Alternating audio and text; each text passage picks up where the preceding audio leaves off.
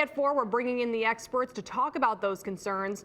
Robert Sanders joins us now. He's a lecturer of national security from the Henry C. Lee College of Criminal Justice and Forensic Sciences. Professor Sanders, thanks for being here with us. Glad to be with you. So there's a lot to unpack with this story. Are you familiar with the app that was used or similar encryption apps? I am. I'm somewhat familiar with it. I've used it on a couple of occasions.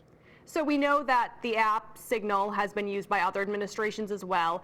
Should it have been used for conversations of this caliber, talking about wars?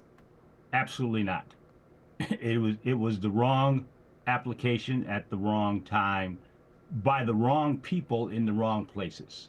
One of those individuals on that app was actually sitting in Moscow while this was happening. Now, as a high-level member of the administration, whether or not they could actually crack the app, his phone was certainly being surveilled the whole time he was in Russia. And if they can crack the phone's encryption, they can then grab the information that's coming to the phone, regardless of whether it's encrypted from one end to the other. So raises a bigger security concern. Now, worst case scenario, say this wasn't a journalist added to the group and it was someone who was an enemy of the state. Would we be having a different conversation about this? Yes, would. We might be having a conversation about dead American pilots that were naval officers.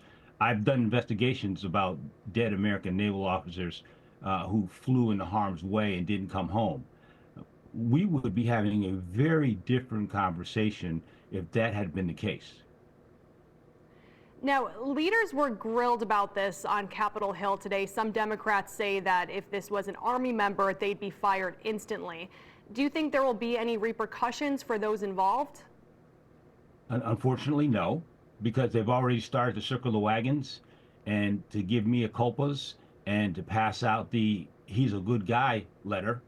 But you're correct, completely correct. A uniformed member who did this would be court-martialed.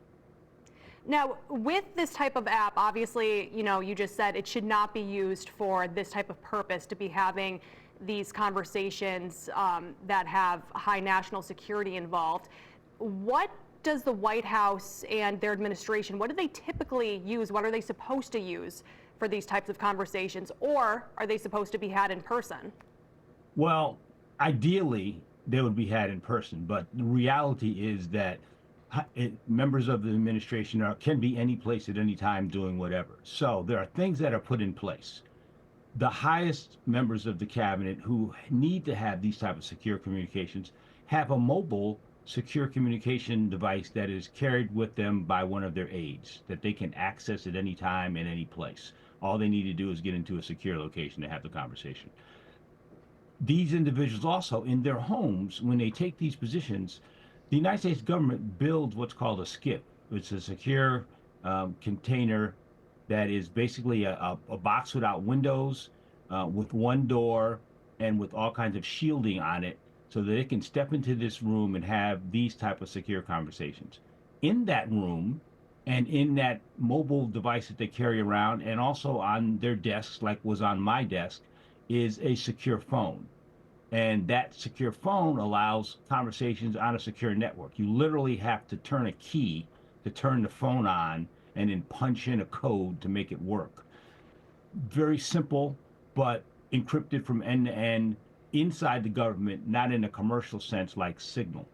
And finally, these individuals, it's unclear right now whether they're on their personal phones or whether they're on a government phone. And that makes it even more ridiculous that this conversation was being had.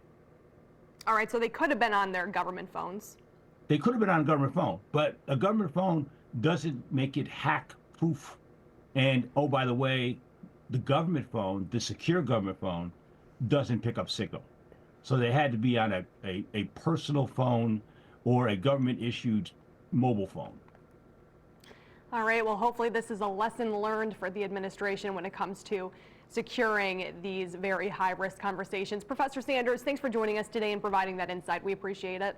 You're welcome. And I just would leave one last point here. When individuals are charged with this type of responsibility and they fail, which this clearly is a failure, there should be repercussions.